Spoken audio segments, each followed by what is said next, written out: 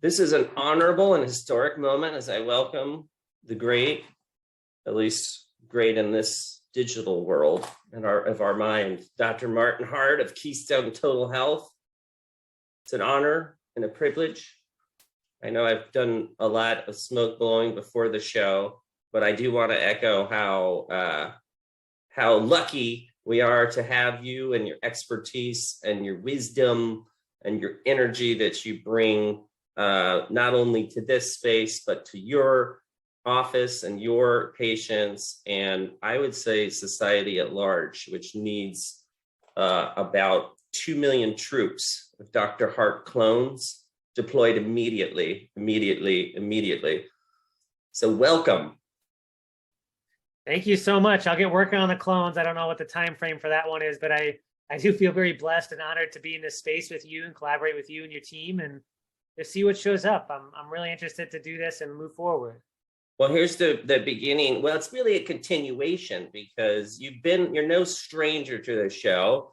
You're certainly not a guest. You're certainly more of a friend. And now we're driving this bus off the cliff together, my friend. So I really, want to say to the people that have kind of followed a lot of the mental rabbit holes that Dr. Schulman and I went down over the years, that I am equally as excited and honored to share this space with you and appreciate your time and your dedication, not only to us, but like I said, to healing in general, because it could not come at a more desperate time. You and I witness the suffering every day, but I really want people to get to know you and know where you're from, what you're about, how you got into this, and why you continue to do what you do, what drives you and sustains you. So that's pretty much our loose outline for the show. And there's a lot about you that in our relationship, whether that's collaborating on patients, that I still don't know. So this is going to be equally as fascinating and entertaining for me because I'm very intrigued to understand why you are the way that you are. You're a young guy. I had to Google you a while back, and I'm not that much older than you, but I was very impressed at your wisdom beyond your years, and I was quite envious of that. Like, wow, wish I'd had my crap half together even 10 years ago as you do now. And to me, that tells a fabulous story. And I know that for you to get where you are now in life and career and family and faith and all of the things that you bring to the world, you have a fascinating story. And so I want to make this mostly about you. Let's start with where you're from. Are you from planet Earth, and can you prove it? Do you have a birth certificate to actually prove that you come from this planet? I can't for sure say, I suppose. I don't remember being born here, but someone did hand me one when I turned 18 and said, hey, you might need this useful. So as far as I can tell, I'm from the Earth, but I do have some pet theories about viral DNA and meteors and human species. But I guess from here we could say I'm from Earth as far as I know. But the reality is I did grow up in the Midwest.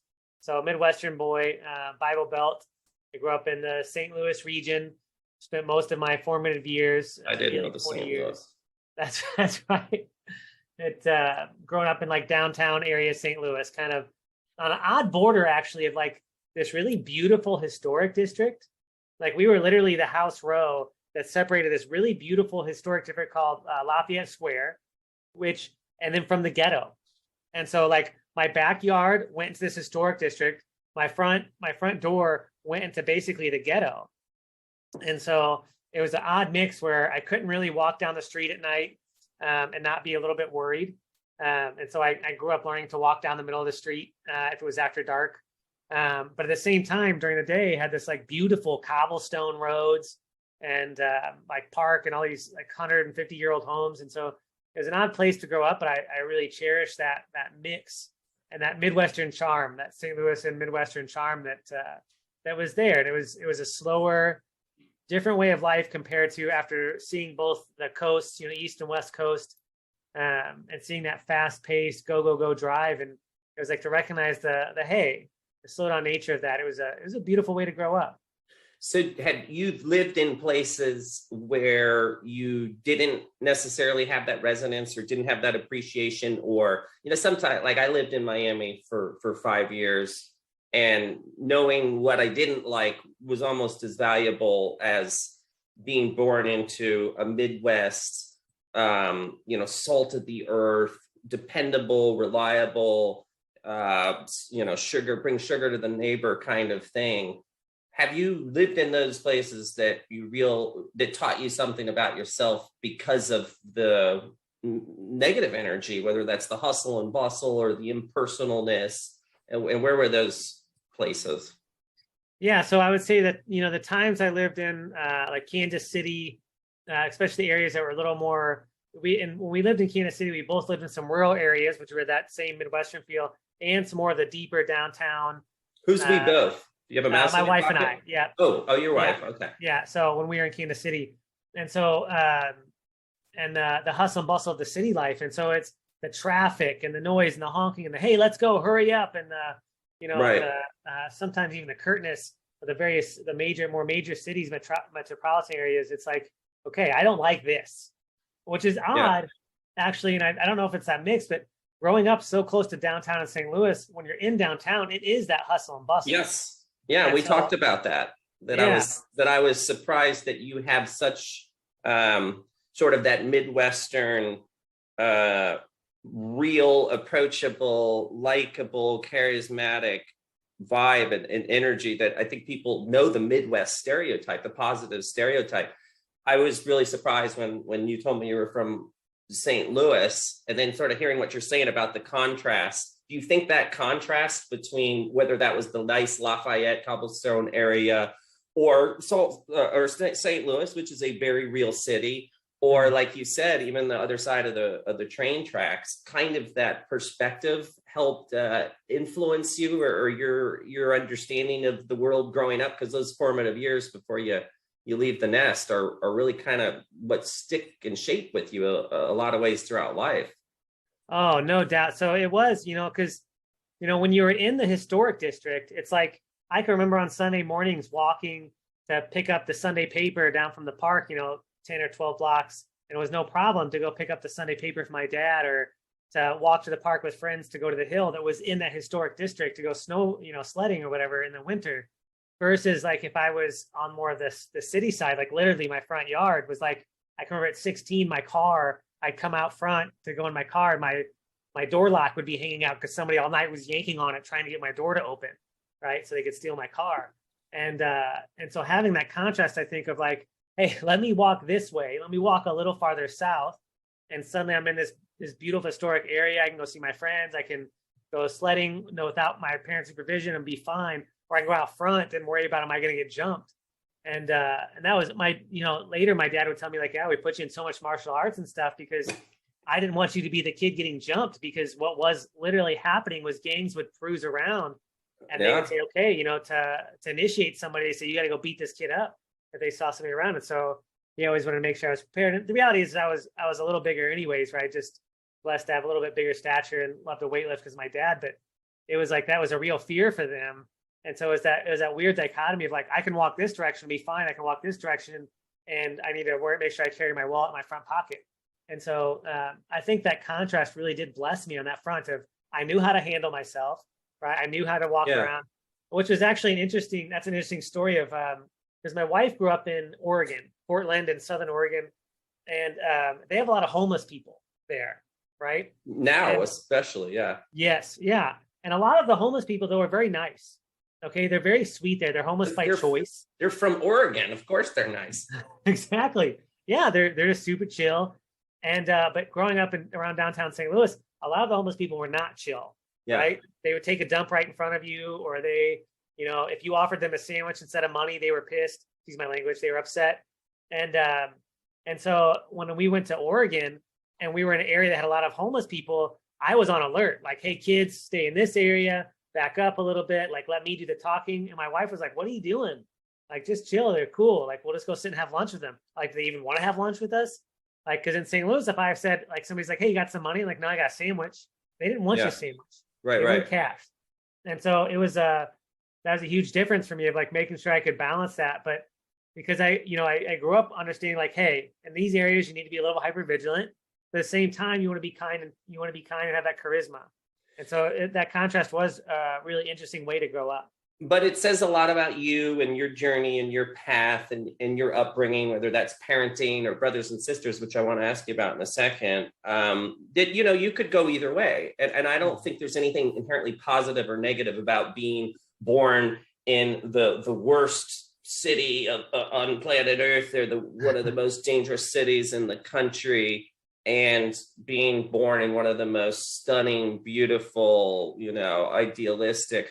There's pros and cons of both, and what you're saying about the contrast is really fascinating, because I think what you're saying is it taught you how to not be polarized, how not to be extreme. Some people who grow up in a hard city, whether that's LA, Houston, New York, Miami, they're very streetwise. They're very conscientious. They have thicker skin. There's a lot of attributes that being raised that way gives you that wouldn't get growing up, in a closed Amish community or rural Montana or something like that. And you could go either way. You could join the tough hustle and bustle city, skeptical of people that when when they open the door for you, what are they going to do to me? Yeah. Or you can choose to sort of let your Midwest values come through. And, that's something that can't be faked. And that's something that I admire that you emulate. What do you think your parents and siblings had to do with your upbringing and shaping the good stuff? You know what I mean? To make you the person that you are today. Yeah. I mean, so I had an interesting blend of parents who, like, my dad was college educated and very much like into personal development. I mean, I can remember he had all the Tony Robbins cassettes. Oh yeah. And so I was reading Stephen Covey from a young age, all that sort of stuff. And so the personal development, the management style, the, get educated, plan things out, have a goal, set a strategy from him was stellar on that front. And then my mom, she was not as educated, but her emotional intelligence was really high. And so she was a major extrovert, could always sell. The joke that was always, kind of around my dad and I, but was a true joke, was she would run banks. She did banking and she would manage these banks, which education-wise, she had no business doing, but she could do it. But she would work with all these people in St. Louis who were from a very diverse background, who spoke almost no English, whether they were Mexican or like Nicaraguan or African, like spoke no English. And she would have this way of communicating with them. And it would be like she was translating, but she didn't know the other language because she could connect with them emotionally. And so I had this really interesting blend of like extroversion and like emotional connection mixed with this like drive and goal setting and strategy that I think has really served me in that way of being able to say, okay, here's what I want. How do I set up a goal for it? And then also, how do I work with the people? How do I be relational on that front? And I think those lessons have been incredible for me as far as, growing a career, growing a passion, growing a family, even of creating a network. So even, the way I put it now is like the path I've been put on my career, there's always points you can look back at and say, okay, that was a major turning point, right? Yeah. And so I had a good buddy of mine who him and I had really connected. And I would kind of put that as like, that was my mom's connection point, right? Her emotional connection, him and I connecting on some degree, and me kind of like networking to some point, but also just forming a positive emotional connection. But he saw my ability to work hard and how driven I was and how invested I was in honing my craft of energy medicine and chiropractic and functional medicine. And so when it came time for me to be looking for work, I had my own little practice, but somebody came to him to run and work in a major line clinic into biologics. And he said, you know what? I got this buddy, Dr Hart. He's going to be fantastic. He's like, I'm not a good fit, but this guy's going to be your fit. And so it was like that combination of like my dad and my mom in me, that drive plus that emotional connection that allowed, like, that was a spark point for him, right? And so I can see in my life how much over and over again that's been a game changer for me, having that dual focus where I'm not just purely driven, but I'm also emotionally and connectionally focused. Well, and if I can be a mirror to you and for you, just in the short time that I've known you, that's one of the things that strikes me right off the bat with you, is that balance between the emotional intelligence that you raw modeled and imprinted on you, and your dad's drive and determinism. It's something that's very charismatic. It's very likable. Just like you were saying, your mom can communicate with people in other languages, which I think we understand as practitioners, but I don't know that we as people always understand that or remember that, or most importantly, practice that. And from my very get-go of my interacting with you, I've really admired your approachability, because it's rare. I can tell you it's rare in this area, in this state, and I can absolutely assure you it's rare during the last couple of years and a lot of the challenges that we've faced. And that this will be the end of the program, so you can tell the secret at the very end. But the secret is how you've kept that up, and thrived in the face of it. So don't blow the punchline. That's going to go for that very end of the show. But let's go back to your siblings and what influence, like birth order, what influence did your siblings have on you? Did they teach you to fight or nurture you? Yeah, so I have one younger sister, and she's 4 years younger than I am. And I'd say, a biggie for, if I'm hindsight's 2020 looking back, I'd say the biggie is like the balance between like love, nurturance, and leadership, right? Like being that compassionate older brother who can lead her, and also just having that little bit of sibling rivalry and being able to poke and prod and tease her, right? And so I can recognize the years where like I didn't like the way of overly teasing her made me feel, you know what I mean? Like, of course, we all try that out, right? And so it's like, and I'm talking fairly young. And then it's like, as we got older, and it was like I really cherished that older brother role. Yes. Right. Like even to the degree of like, even I think before my dad even had a chance, it was like if she brought a boy around, especially in our circles because of my reputation in our high school circles. But it was always like, if you're going to date Marty's sister, you need to go meet Marty first. So you enjoyed that protector role of your sister from a young age. That resonated with you. For sure. Yeah. And because I did. And she ended up, even coming to the same college I did, and getting to be with her during some of those years, her first year, my last year, and make sure she was taken care of. And the school she was at, I was in a fraternity. And so I made sure, my fraternity brothers, if she needed anything, she was always taken care of. And so she was, always had that salad. And so I always wanted to make sure that was there for her. And so now as adults, her and I we have such a good bond of just friendship, other than just siblings. It's a very good friendship bond of being able to call each other or having a hard time and talk through it, or help each other out when it's difficult. And so I got to be her, I got to officiate her wedding when she got married to a great guy.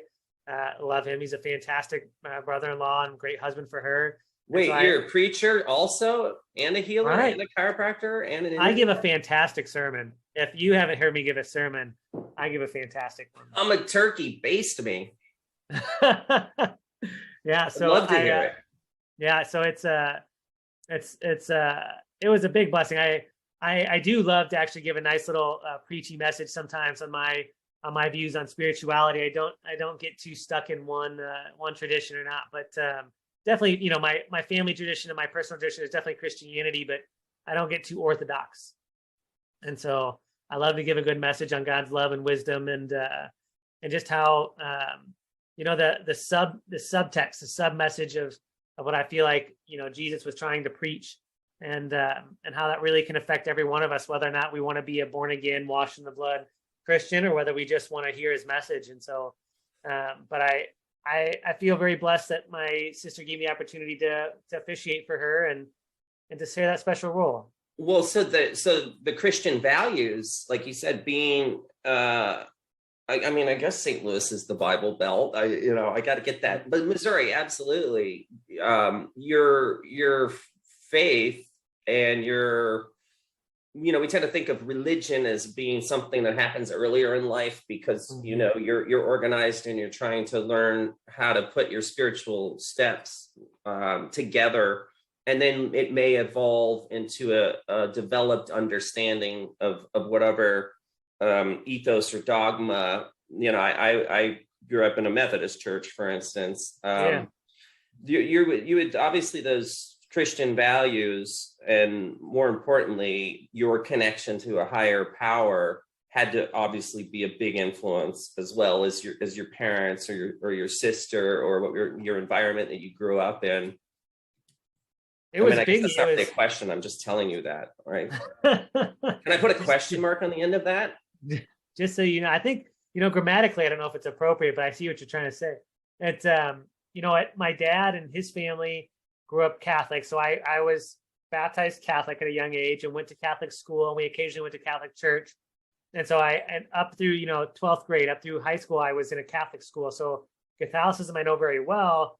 And then my mom was Pentecostal. So if you don't know Pentecostal, it's very much that charismatic, the deep spiritual movement of like speaking in tongues, people passing out in church, that whole, the deeply kind of the really extreme version of that's like the holding the cobras and stuff. And so that was very interesting for me to have that dichotomy of some Sundays I was in a charismatic service and people were passing out in the pews and being washed in the Spirit. The other ones were talking tongues, and the other like one was in Blues Brothers. Yeah, for real. Yeah. That was very much what was happening in that church service every Sunday. And then the flip side of the Catholic service, which is very routine, systematic, sometimes dry, but there's beauty later, I realized, in that routine, that you could really, almost like a mantra meditation, you can lose yourself in that service. And there's a beauty to that. And so for me, it was kind of like, you mean lose yourself in the moment, or lose yourself in the energy of the room? And yeah, it was in a good way. Like you would kind of drop that egoic state and just get into the the up, the down, the up, the down, the prayer, the same prayer chant, the same hymns. And it was like you didn't have to think too much. You could just, if you were just overburdened, you could just surrender to that routine. Yeah. And so there was a true, especially even in college, when I kind of said, I don't know what I believe there's a higher power, I would still go to Catholic services sometimes. I would sneak in on Sunday because I could just sit in the back and let that wash over me. And so that balance probably get that comfort, right? That similar comfort that you got in the Catholic as a child. No doubt. And so it was huge. And so I did for a long time, what I always joked about with Catholic school and Catholic teaching was like, they oddly teach you the things that helps you dismantle or deconstruct the particulars of the faith, and then they still expect you to hang around. And so for me, I was kind of like, I can remember, and I think I was a sophomore in high school, and I kind of remember like, hey, if I got you right, what you're saying is Constantine basically developed most of the current traditions we have in the Catholic Church.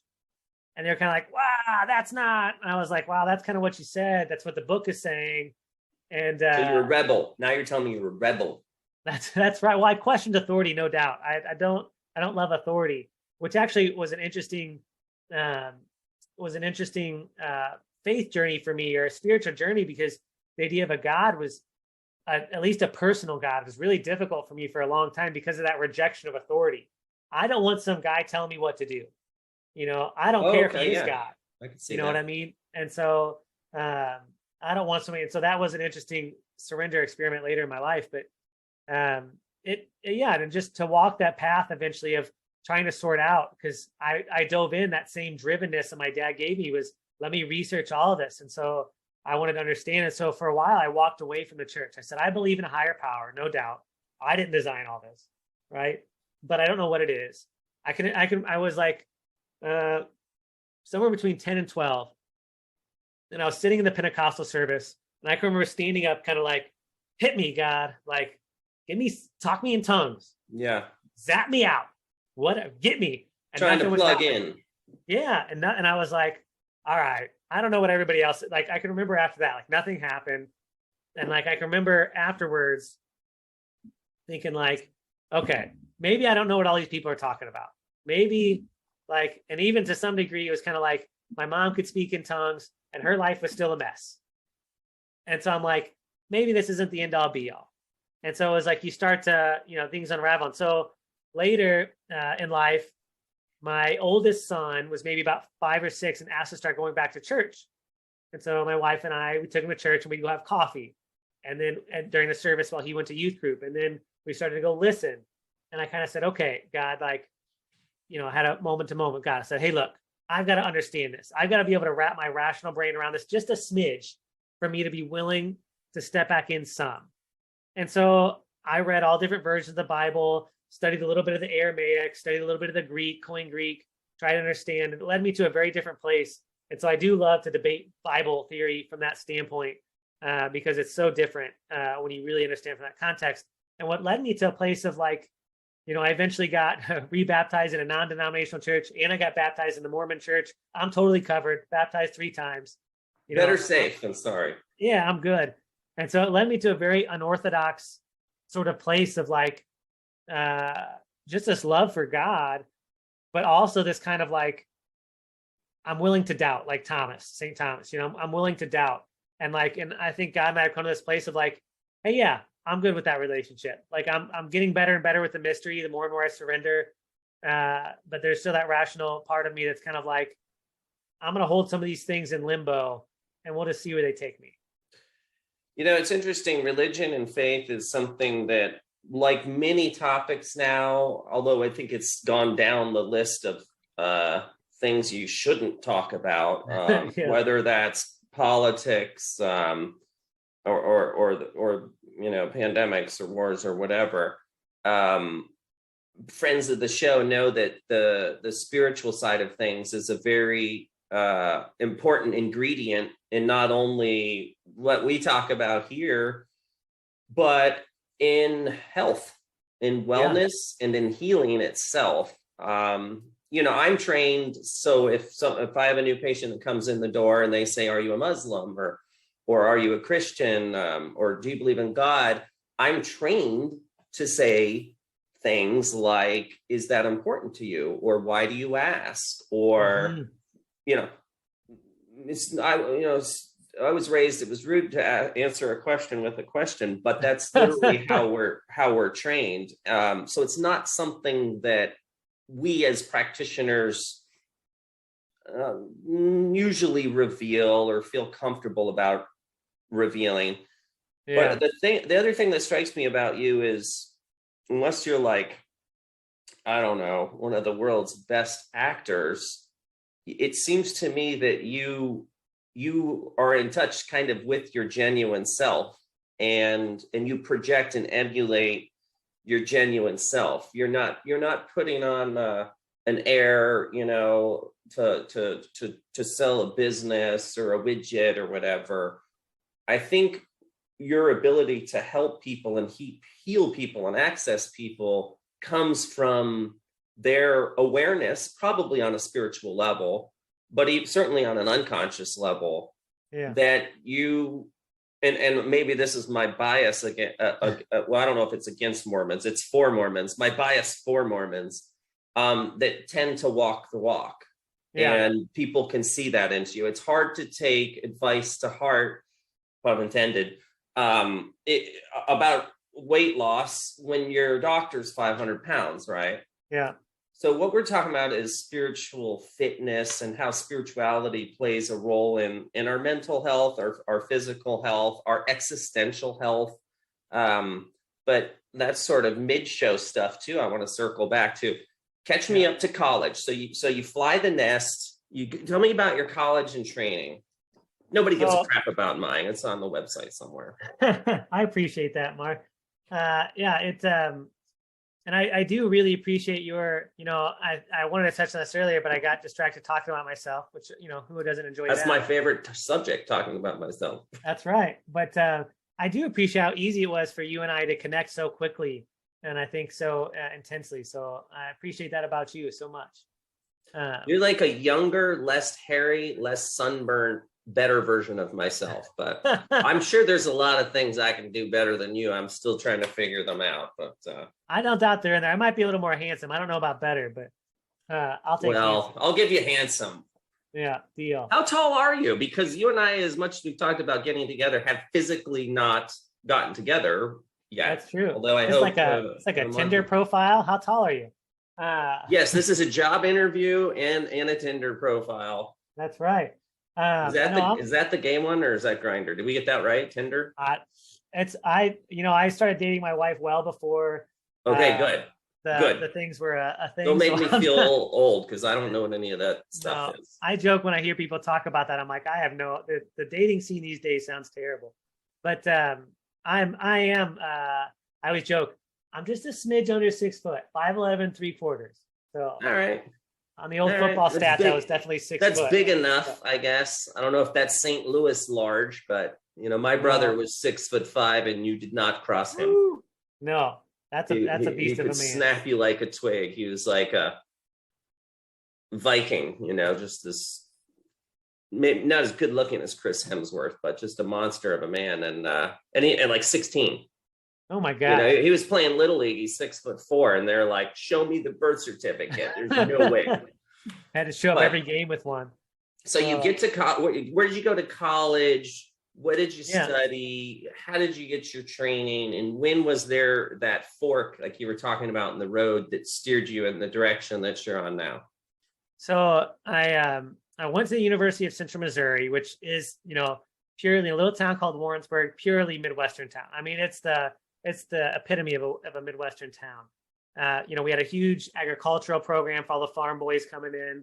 4-H club for them. Oh yeah, it was huge there. And so I don't know what that is, but my wife told me about it once. Oh yeah, we used to do a lot of 4-H club because we ran a 20-acre farm for a while, my wife and I. So mostly her, but going to college was interesting because I wanted to play arena football.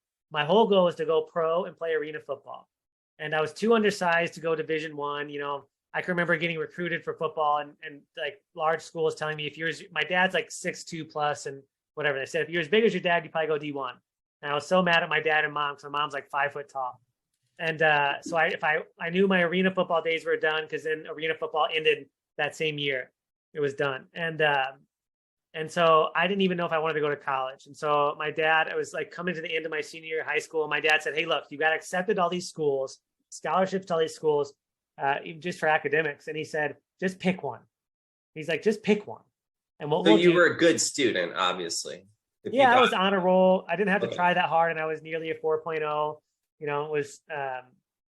It was academics for all my odd learning disabilities. I had a lot of like OCD, PANS-PANDAS symptoms as a kid, and learning disabilities.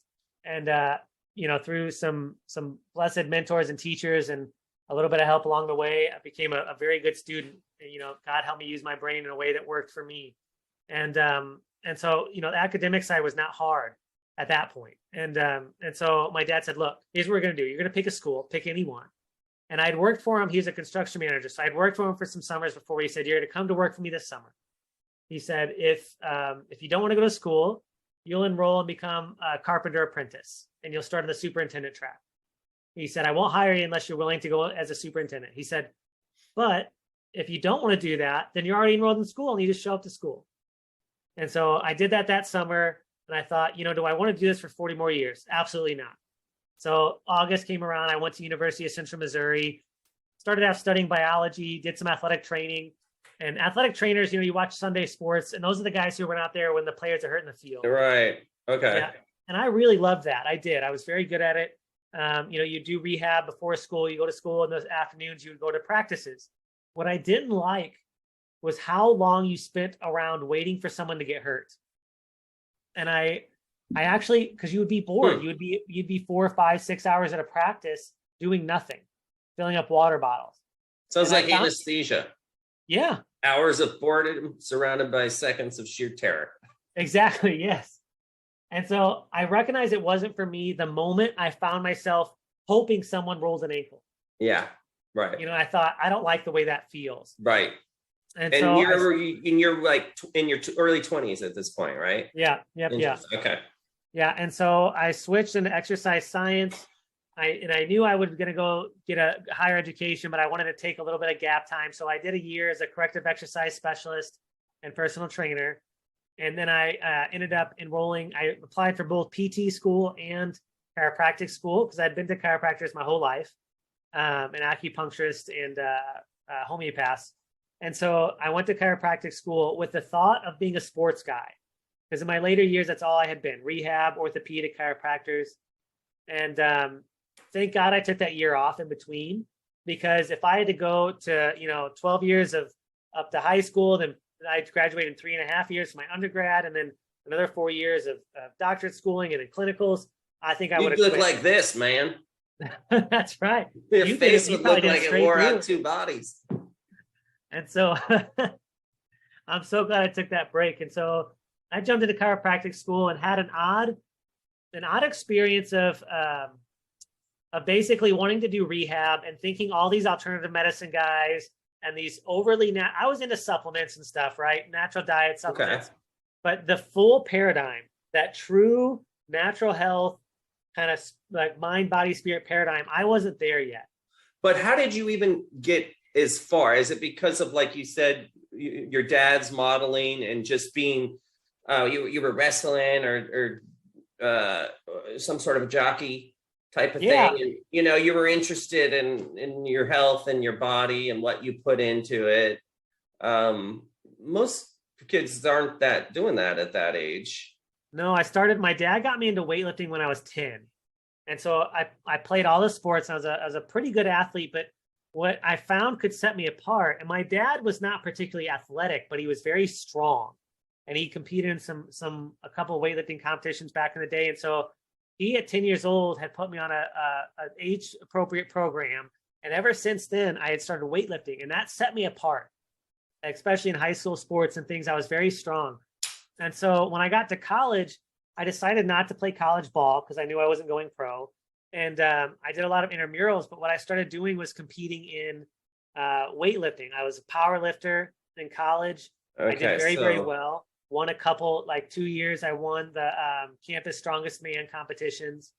And so that sort of set the stage for diet and nutraceuticals and paying attention to your body. Were you making the connection to what you were putting in your body, whether that was diet, food, supplement, nutraceutical stuff, and working out? Were you paying attention to how that was shaping your mind at that point, do you think? Not yet totally. So I understood the idea of, I understood the meathead philosophy of protein, right? But I was a super picky, still stemming from my OCD days. I was still super picky about textures and foods. And so the only veggies I really ate was carrot sticks. And so I really wasn't into veggies. And when I was 16, I got mono really bad. And that's when, I drink protein shakes with my dad, but then my dad kind of said, hey, because I was set when I was 16, we were going into track season, and I was set to be the top shot putter on the team.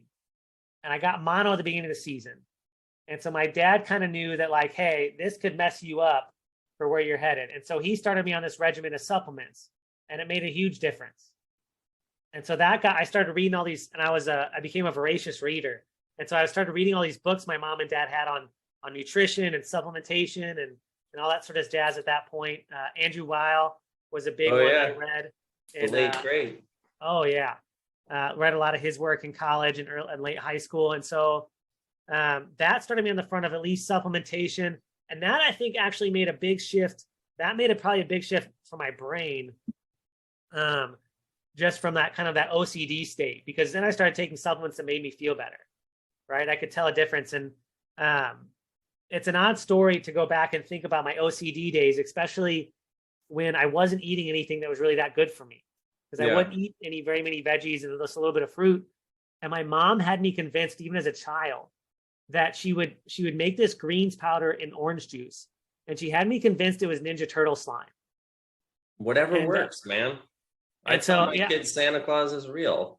That's right. I mean, philosophically, we could have a debate that he is real, but we don't have to get into that right now. But he is real. What are you talking about? Exactly. Yeah. If any of my kids listen to this. And so I would even try to convince my friends to drink some. And they're like, no, that tastes terrible. But it kept me going. And so I could start to see this difference of like, especially that age of 16 when I got mono, like, hey, what I'm taking making a difference. And so it got me started that cycle, especially when I was starting to compete in weightlifting and sports. And so I knew I wanted to go down this track of rehab or being a strength coach. And I did spend some time as a strength coach for high school sports, and going down that realm of basically like health and performance route. I knew I was headed that way. So that started quite early for you. That explains a lot for me too. And then chiropractor school happens.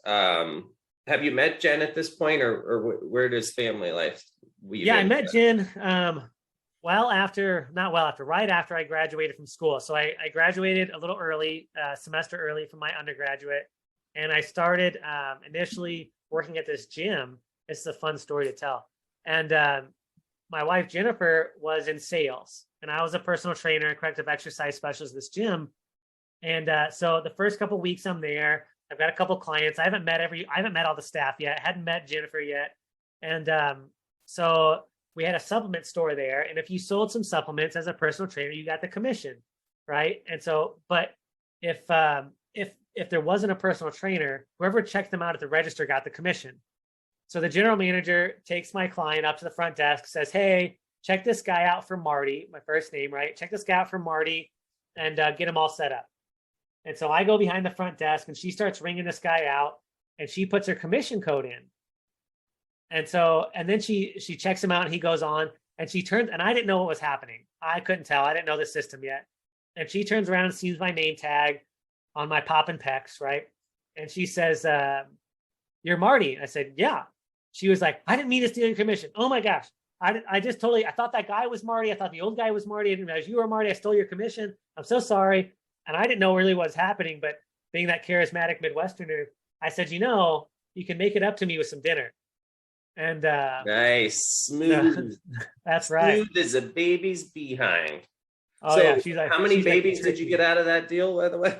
We have 4 kids altogether. High five. I'm coming to the 4 club right behind you, brother. I hear that. It's a good club to be in. You got to have a bigger vehicle, and you're always a little outnumbered, but it's a good club to be in. So yeah, that sparked my journey. I went to chiropractic school, but I started off in the rehab sector, especially already being a corrective exercise specialist. So I thought the mind, body, spirit realm was a little woo-woo, and I tried to transfer to PT school, and God, the universe led me in this interesting direction of like, while I was trying to transfer, I met some people who did a little bit of some of the body testing kinesiology we do now. So let me back you up a little bit. When you were talking about chiropractors that influenced you to go into school for chiropractics, who were they? Who were they? Yeah, the main ones, what's interesting to think about that is I can remember as a younger kiddo totally having some of the more like natural medicine based, what I would call like alternative medicine based chiropractors who were doing some herbalism and some homeopathy with their chiropractics. But when I was a teenager and older, all the chiropractors I went to were all what I call orthopedic based. Right. They're all sports medicine. And so I can remember, yeah. And so I was getting adjusted for various sports injuries and things like that. And, some of them I can't even remember because I would go to the local chiropractic college. My mom would take me to the local chiropractic college. And so I probably had 2 or 3 interns who were, finishing up their clinicals there. And God bless them, blessings onto them for working on me. I can't remember their name. I'm sorry, but they did great work and definitely influenced me. And so I wanted to be in orthopedics and sports medicine, rehab stuff was kind of my mindset. I missed that little gap there between, you being interested in personal health and training and growth and paying attention to your own body, to how that took a little bit of a fork into the chiropractic background training. Yeah.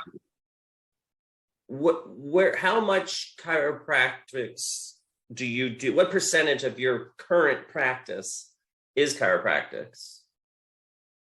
I do a little what I would call structural work on everyone, but pure kind of like what we would call like musculoskeletal work. I mean, probably less than like 35%. I mean, and the reality is even that 35% is they're probably here for some other functional, like functional chronic complaint. Okay. I'm primarily at this point doing functional medicine, Lyme, mold, autoimmune stuff, gut stuff, kind of operating in that realm. So, and that was basically from the get-go with that journey. So I tried, halfway through chiropractic school, I was like, these guys are wacko. I'm going to go. The energy guys are wacko. Yes. Yeah. Interesting. Okay. And you're like 24 years old at this point? Yeah. Yep. Okay. Yep. Probably 24. Yeah. 24, 25. And so I'm like, these guys are nuts. I'm going to transfer to PT school. And so my wife, God bless her, was like, I found a PT school in Florida that I could transfer to from Kansas City. And she said, hey, look, we'll do it. Well, the whole family will move if we have to. I had a few kids at this point. And she said, but let's just finish out this semester at school and wait till you're officially accepted. And so I was bickering back and forth with the school about accepting different credits because I don't want to have to redo or spend any more money if I don't have to. And in that time, I started shadowing some chiropractors who did, they were sports chiros for the local pro soccer team. And they did some interesting versions of muscle testing and then rehab. So they'd muscle test a muscle and then rehab it. And I thought that was cool. And so I started using that with my intern patients. And it wasn't that effective. Like but it wasn't kinesiology as people think of it. Okay. No. But it was a type of muscle testing. Gotcha. Yeah, it was a bridge between like physical therapy, orthopedic muscle testing, and a little bit of like kinesiology muscle testing. And so, but they didn't do anything special. They just did rehab with those muscles. And so I thought, okay, where did they learn this? And they learned that from a physical therapist who worked with the Utah Jazz and worked with a chiropractor who did an early version of the technique I do now called clinical kinesiology. And so I thought, okay, that's pretty interesting. And so I went and learned a little bit of that technique, and it was a little more effective, but still was not that great. And so then I went a step further and said, okay, where did these guys develop this from? And they developed it from applied kinesiology, which is like, they're looking at how the neuromuscular system is affected by infections, emotional stresses, chemical stresses, etc. And so I said, okay, let me look at this training. Well, that training was going to cost me a few $1,000s, okay, outside of my schooling. And I had kids. I was working a part-time job in addition to working on my doctorate. And I said, oh, this is a really big investment. And at this point, I already knew I'm in school. I'm staying, right, to some degree. I'm like, I think I'm on this track. And but the semester wasn't quite over. And somebody says, hey, look, there's this guy coming to town. He's got a weekend seminar. It'll cost you the same cost as going out to dinner with your wife. He's trained with all the people you're talking about. All the people you've been talking about lately, he's trained with all of them, including the founders of those techniques. Why don't you go and see? And this guy's technique, somebody had already tried to talk to me about it. And I said, this sounds too crazy. Don't even talk to me about it. Is this the guy that I think that it is? The guy we talked about? Okay. Yes. Yeah. Okay. Yeah. And so I went and I said, okay, I'm all in. I'm going to, just kind of that same drivenness. I'm going to give it 30 days. Leap of faith, really. Yeah. So I did it. I went to the seminar. I started training in it. About halfway through that 30 days, Jen throws her back out, right? My wife throws her back out, which happens once a month. I would adjust her. She'd be fine. That wasn't happening this time. And so at this point, in order for us to save money and her, because we had 4 kids now, she was running an in-home daycare so she could stay home with our kiddos and make some money. And I had to cancel my classes that day and stay home with the kids because her back was so bad. I was carrying her to the restroom so she didn't wet herself, right? And so, and screaming the whole time I would carry her. It was quite the sight. I'm taking care of these babies. I'm trying to take care of her. She refused to go to the ER. She's like, we can't afford the ER. Women, they're just so thick-headed, aren't they? Something like that. I won't agree too much because she'll probably listen to this later. But they know we're the ones with the thick heads.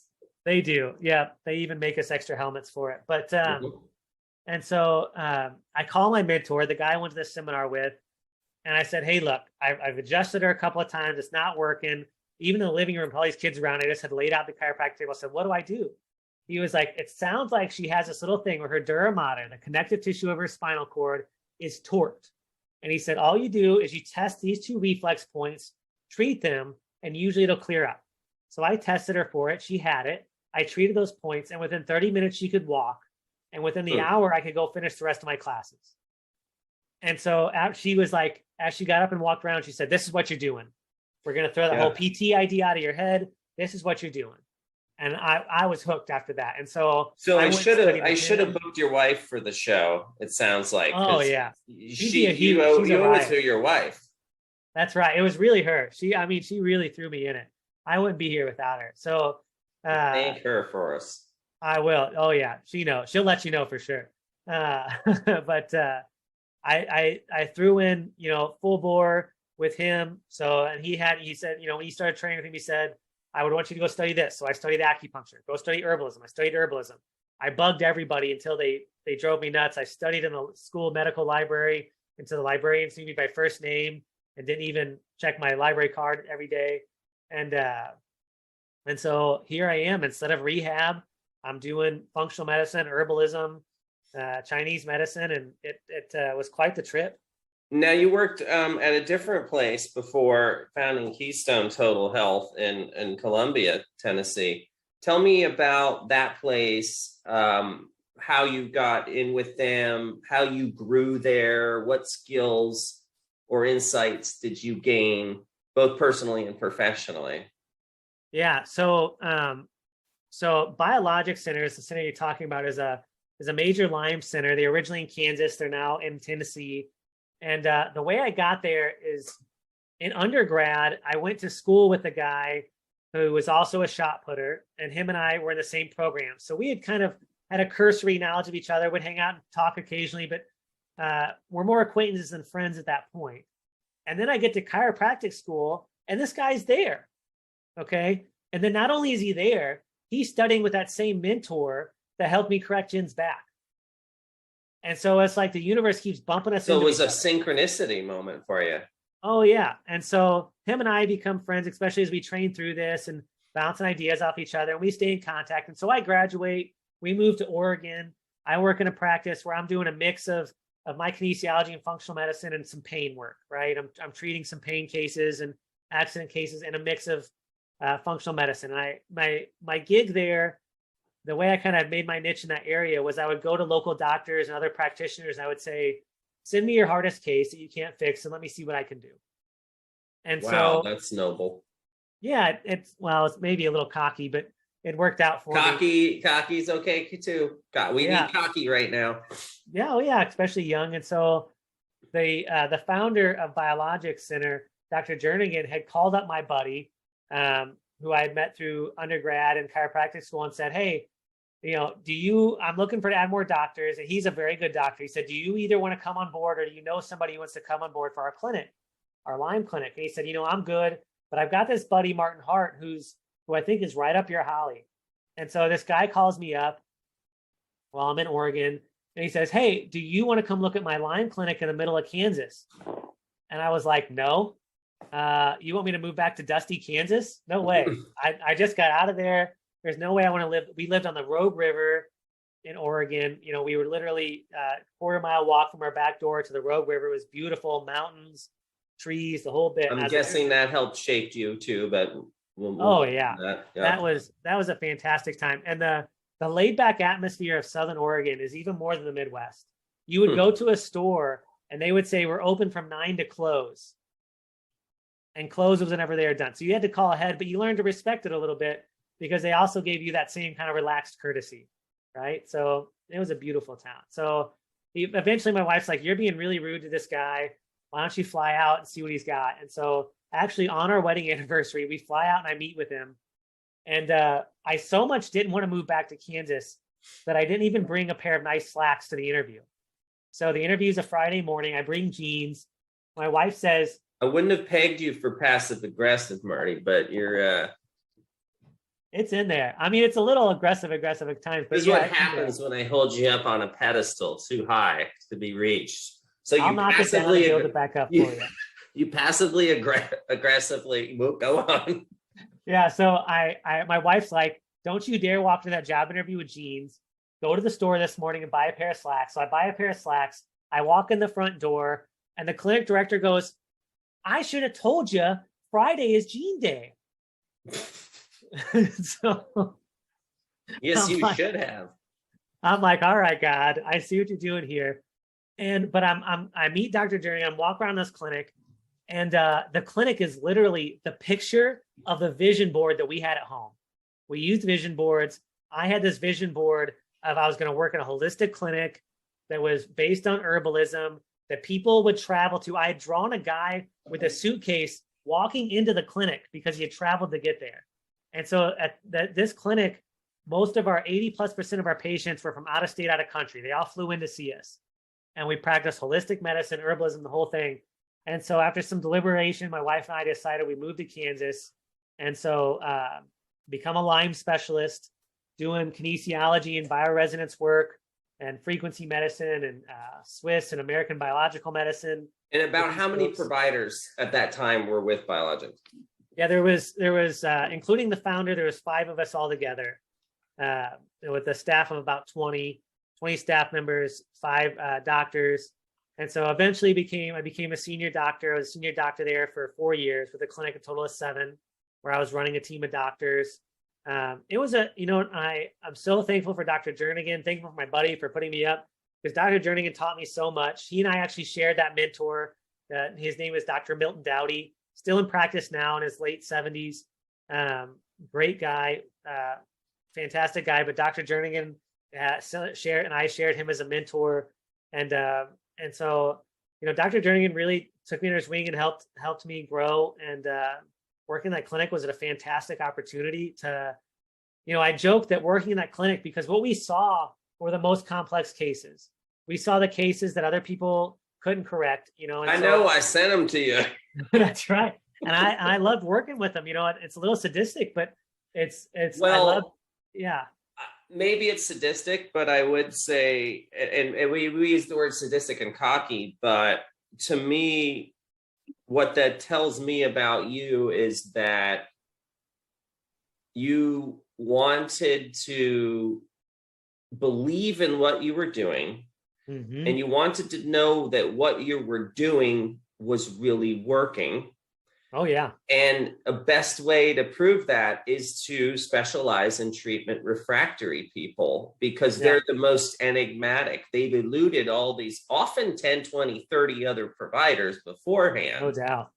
And so that tells me a little bit about your drive and your curiosity and why you is the way that you is, which is the title of this show, by the way, if I have anything to say about it, why he is the way he is.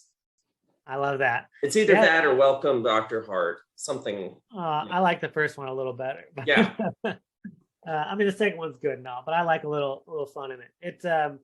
It really was, and I could recognize for me is like I don't, and I still talk about this now. I hate the idea that somebody ends up being a medical refugee. Yeah. They go from camp to camp and they're stuck in no man's land. Yeah. And I hate it. And early on in my career, I could recognize that God kind of gave me this mission. And it was some version of like, hey, everybody's on this journey, and your mission is to basically give them the next step they need for that journey. You don't necessarily know what that's going to be from case to case, but they're in this path of basically waking up. And your job, whether that's to help them on the healing journey or to give them a piece of information or send them in a different direction or give them a referral, is to guide them along. And I couldn't just do the basic pain cases because that wasn't my personality type. I was too driven. And so, and I wanted to know more. I wanted to understand more. I wanted to understand the way the universe works, the way the body worked. And if there was a glitch in the system, which is not a glitch, right? We know that. But if there was a seeming glitch in the system, I wanted to understand it for these people. So that's really powered me through. You and I think, resonate on completely. And that I see so much of me and you and me in that piece, because enough about you. How about me? No, but my background being in engineering was very analytical and always why. And when I got into medicine, I realized nobody ever asked why.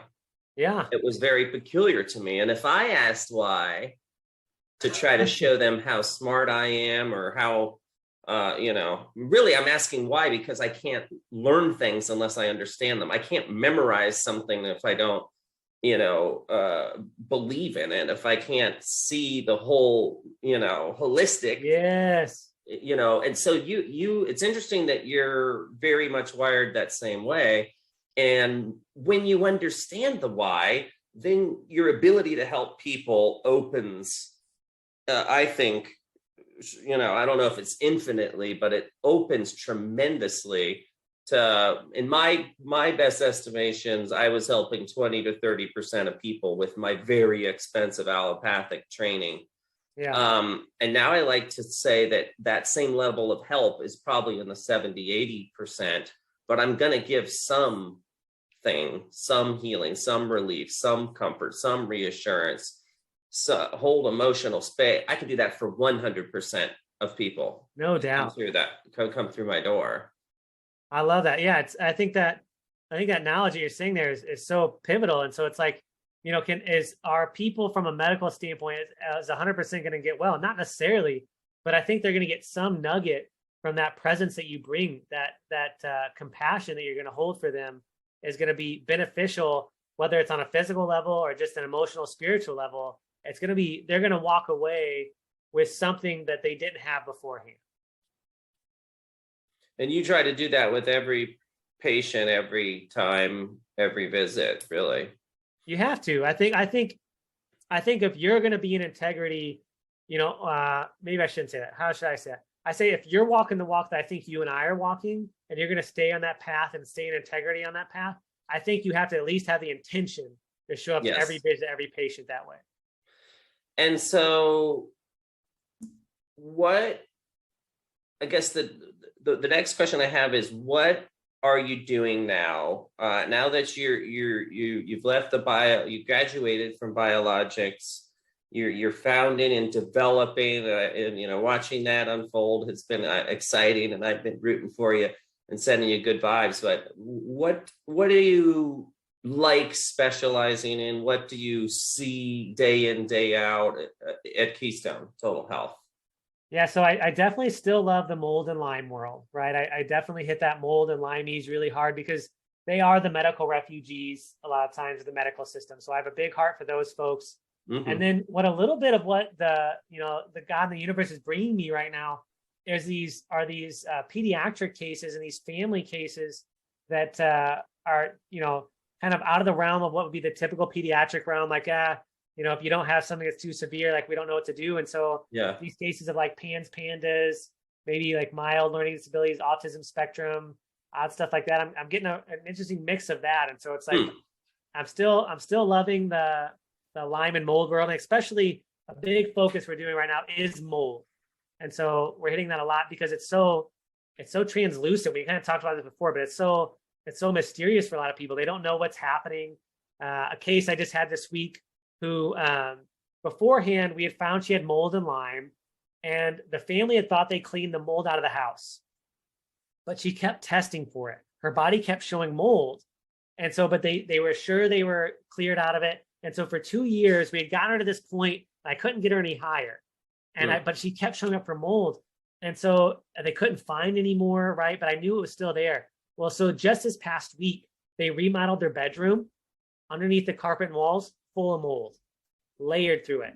And it was like a boom. And so people just don't know what's hitting them. And so it's throwing a curveball for both them as the people suffering and their practitioners.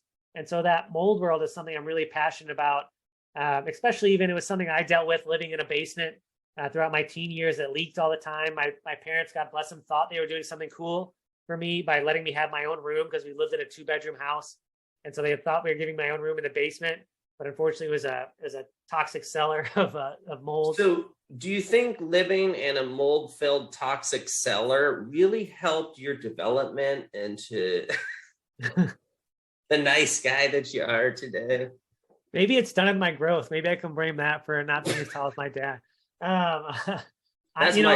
That's my dry humor. We have a button that we just hit like for audience laughter when I make dad jokes. That's right. Everybody loves a good dad joke. Let's talk about you being a dad, because I know that's something that is a calling for you as well, and that you're very proud of. And you have 4 lovely children. The youngest is how old? 11. He's 11.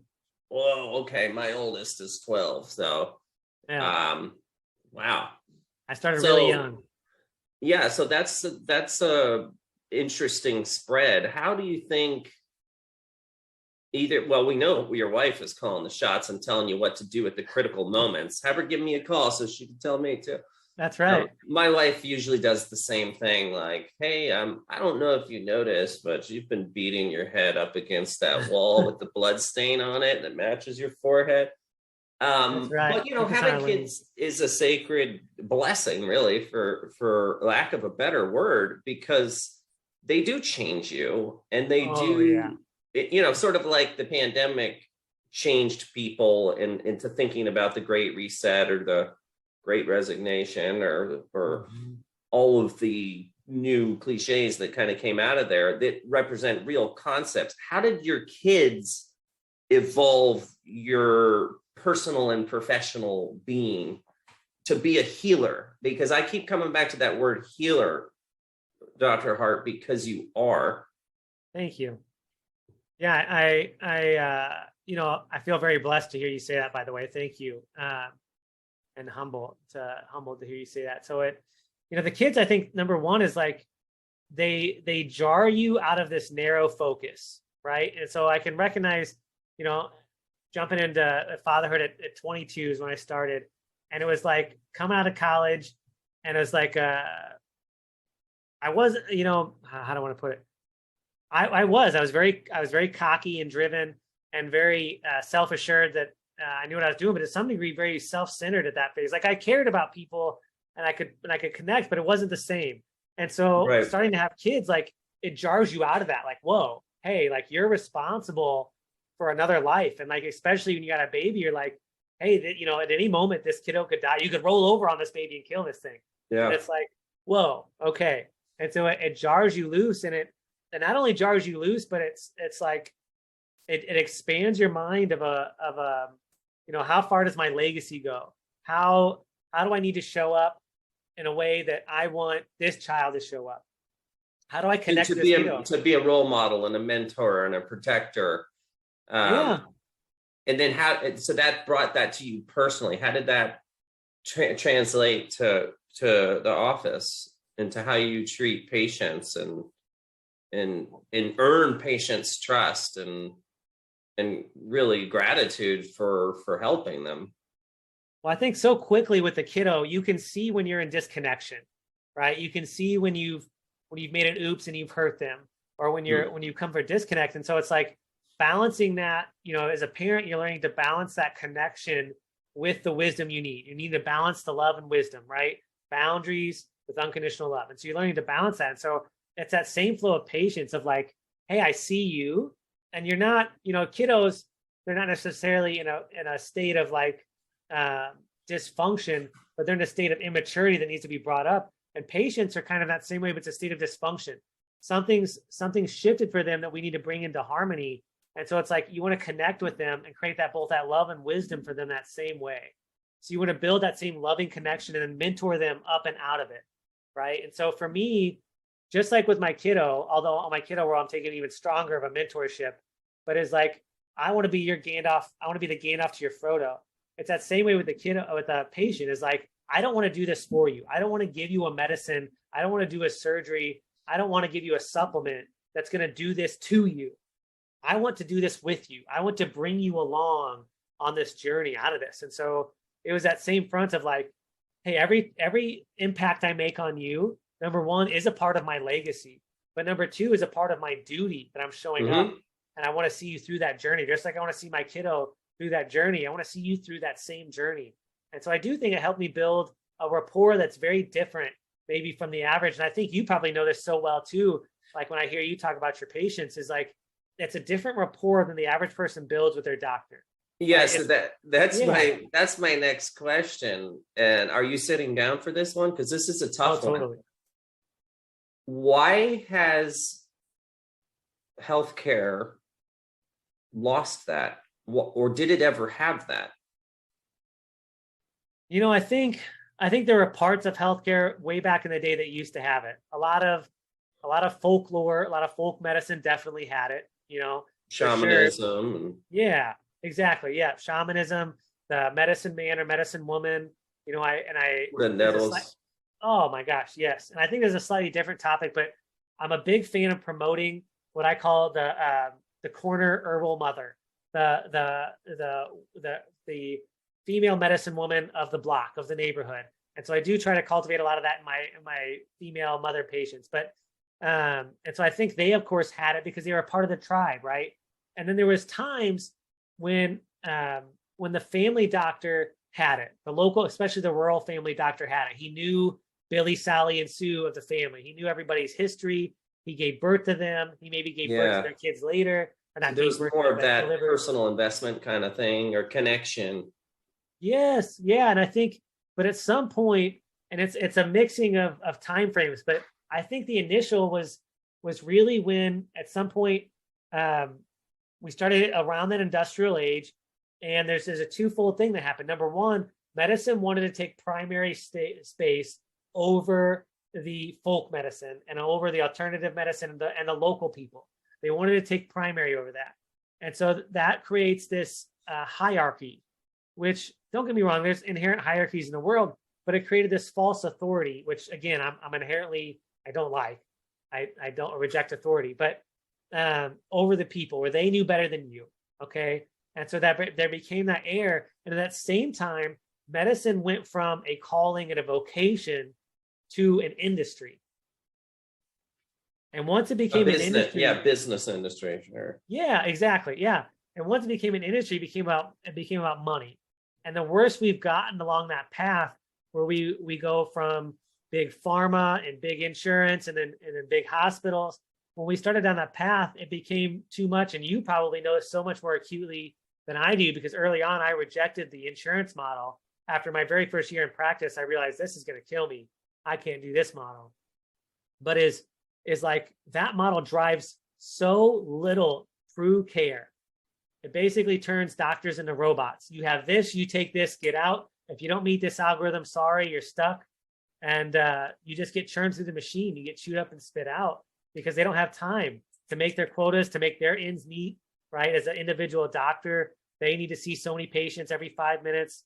And so it turns into this dual focus of like this hierarchy that's created, and then also the industry, the money funnel that gets created. And I think it really diminishes patient care. Yeah, and it whittles away not only at patient care and exposes you to more medical errors and misdiagnosis, which everybody, I hear this from patients across the board. But it really, the worst thing it whittled away at is that sacred connection between you and someone who wanted to help you, and that trust.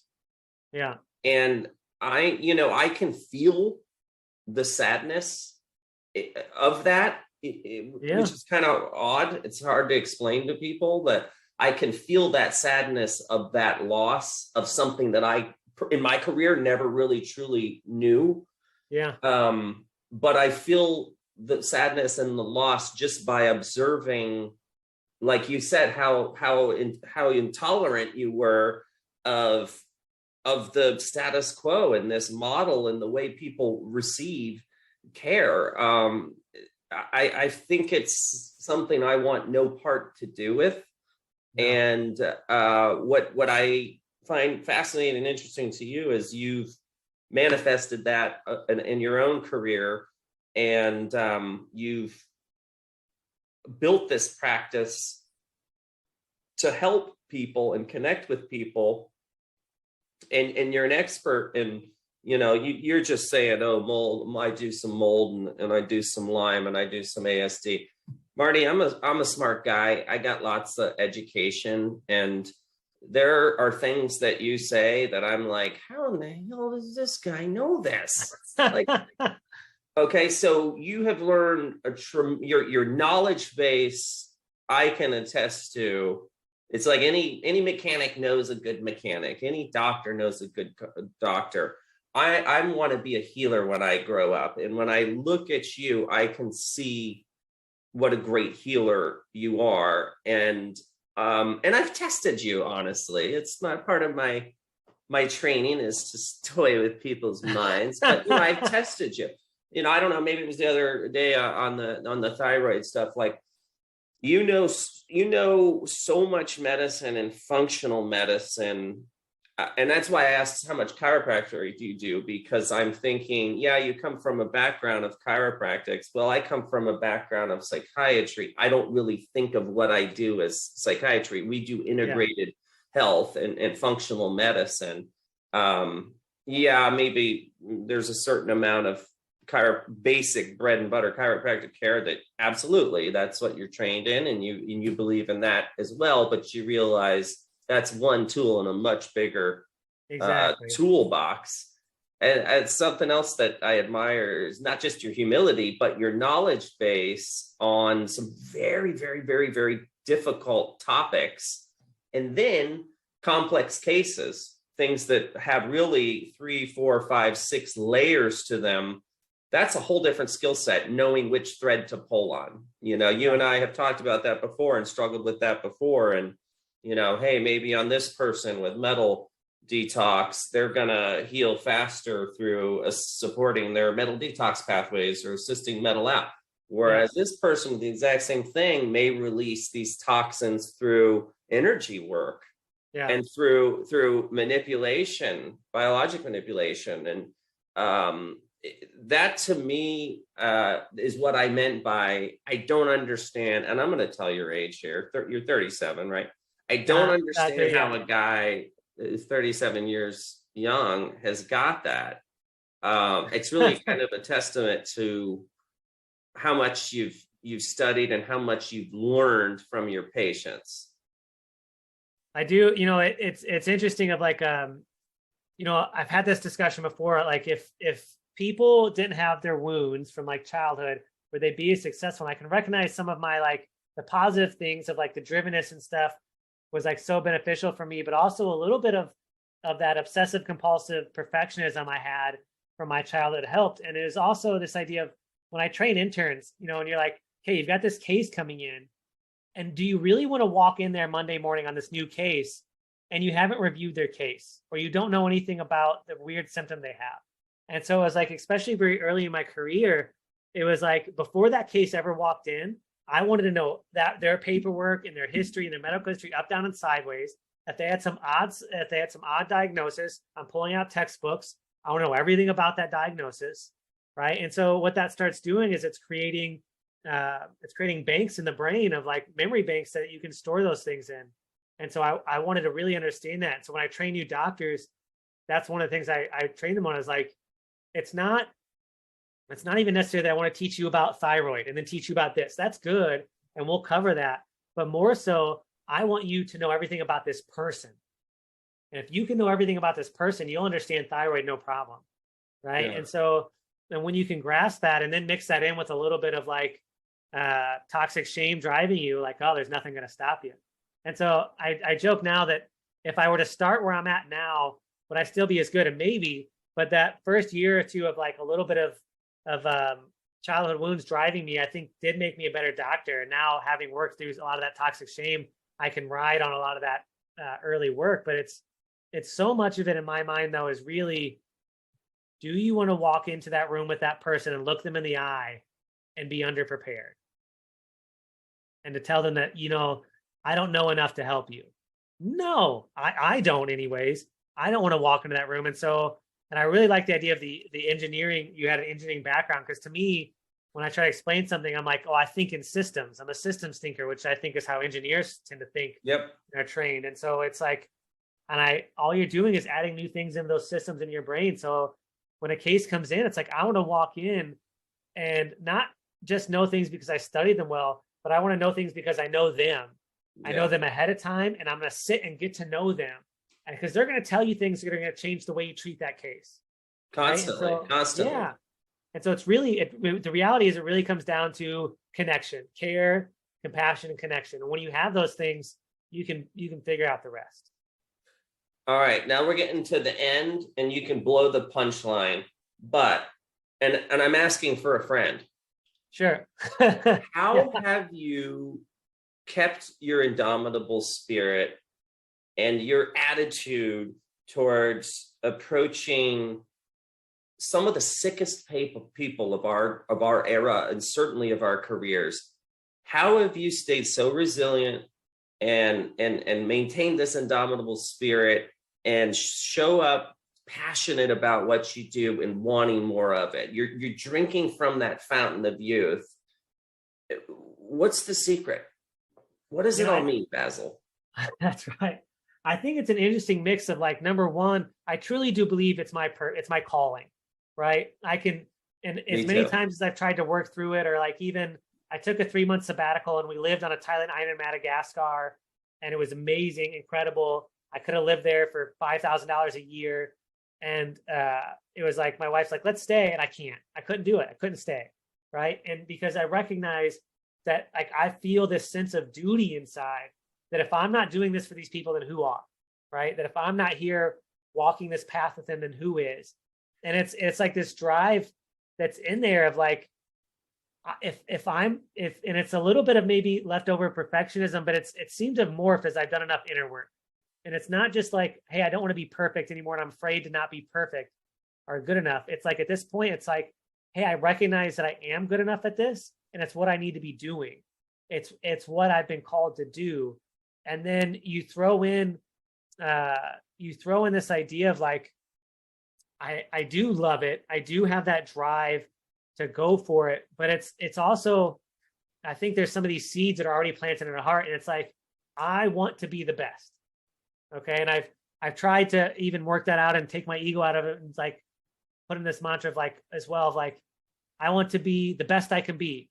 And inside my system is still like, oh, screw that. I don't want to be the best I can be. I want to be the best.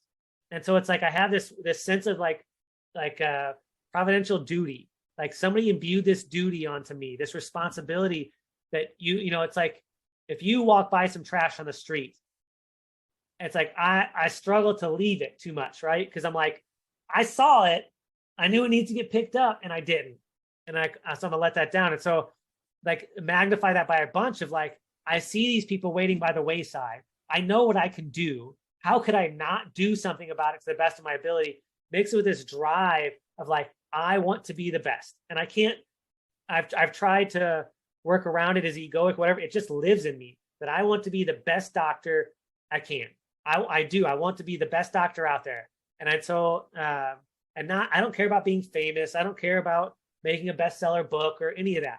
I want that when you walk in the room and you're sitting in front of me and you've been everywhere, that I can give you the best care you're ever going to get, because it's what you need right now. And so it's that weird drive that lives in me, mixed with this sense of purpose and duty to keep pushing. And even when I've tried, or I'm nearly burnt out, and I would say I probably already, because of that drive, maybe burnt out a couple times in my career. The second I take a break, it's like, let's go. Okay, yeah, we're back in it. You know, here we go. Do it again. Or the second I go to train another doctor, I'm like, oh yeah, we're in this, baby. We're going for it. Give me another case. Give me that next one. So, and it's a sacred, the only thing I would add to it, since you totally stole the words out of my mouth there, no, is that sacred space that I think, you know, you're calling it the calling or your purpose. If you're truly living in that, you really don't work a day in your life, but that when you share that sacred space of healing with someone else, whether, and of course they've suffered, of course they're sick, yeah, of course they felt gypped by the medical system or abandoned by this or that.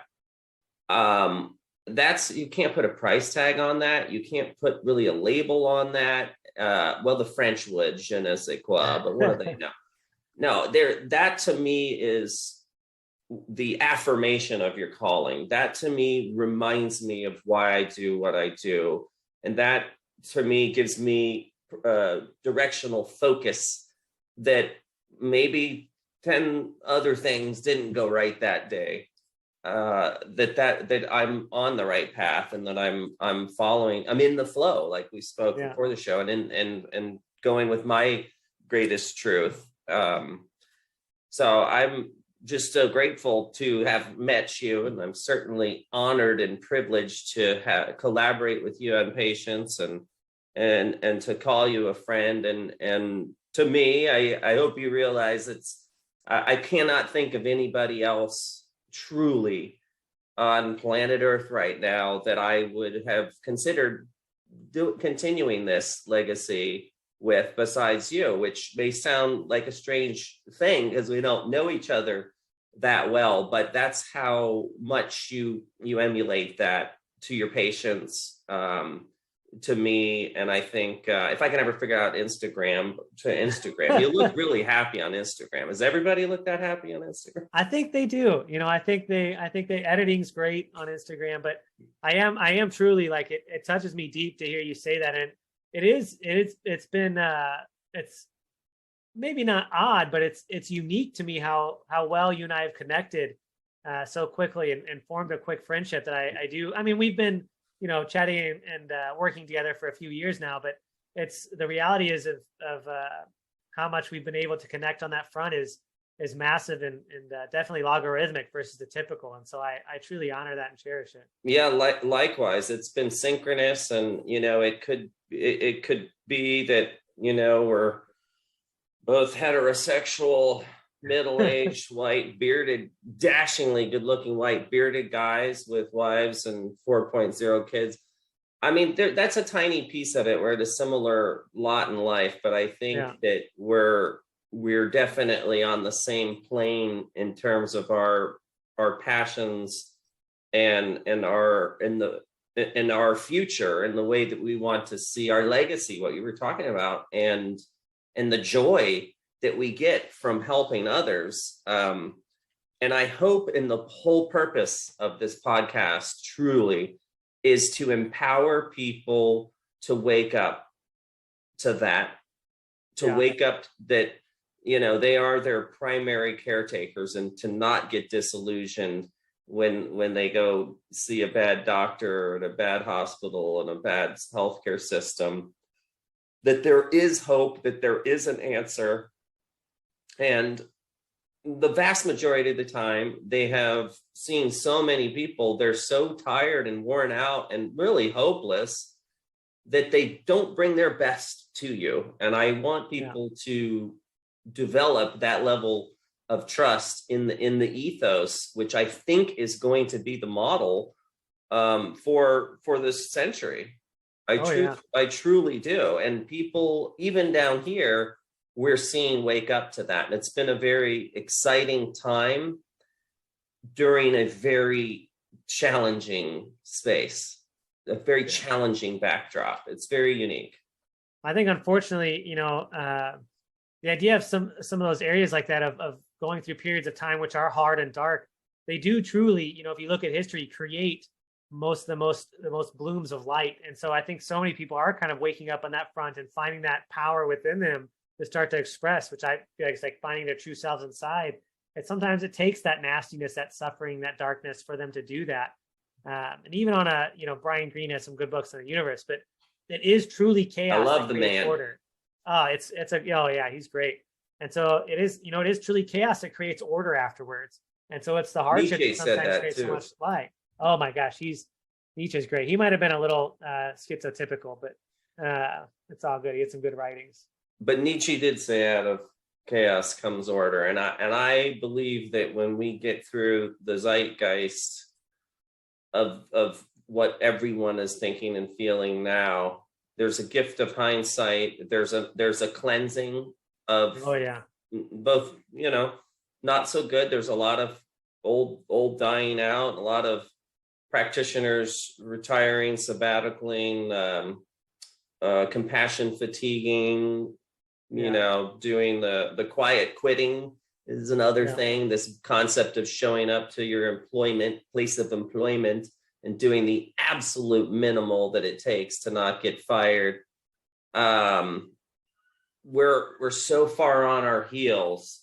I think society is ready to rock forward. And I hope that you and I together, through Keystone Total Health in Tennessee, and through the work that you're doing there, and through the Mind Body Center of Florida and the work that we're doing here, that we truly can affect. I mean, I maybe have a little bit greater aspirations. You never want to write a book or get famous. I don't want to get famous. I wouldn't wish that on my worst enemy, but I want our message to really reach as many people as possible.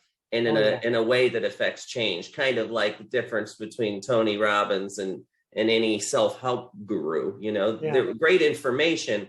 Tony Robbins affects change, like the je ne sais quoi, that extra step in how he does what he does is another thing I've admired in him as well, and kind of tried to model in my own soapbox to patients about why they should do what I tell them to do. I should buy what I'm selling, you know, whether that's gratitude, like really take time for gratitude.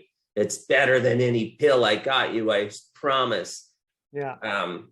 And you're teaching me a lot, and I hope that I can teach you a lot as well in the future. I have no doubt. Yeah, I definitely look forward to our synergism, because that's, you know, iron sharpens iron, and that's where it's really at. There's a friendship. Hey, this is YouTube. You can't use words like that.